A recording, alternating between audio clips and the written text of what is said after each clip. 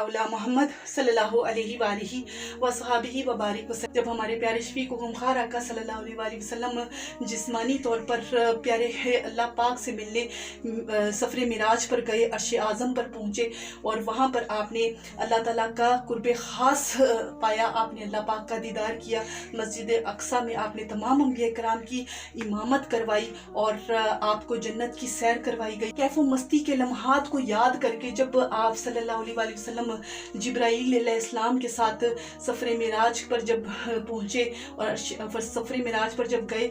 और आपने अर्श अज़म में पहुँच कर जब अल्लाह ताला का दीदार किया और जिस तरह सिदरतुल मुंतहा में पहुँच कर आपने जिब्राईल अलैहिस्सलाम ने आपसे फरमाया कि मैं इससे आगे नहीं जा सकता, तो आपने हज़रत जिब्राईल अलैहिस्सलाम से फरमाया कि क्या एक खलील इस तरह से बीच रास्ते में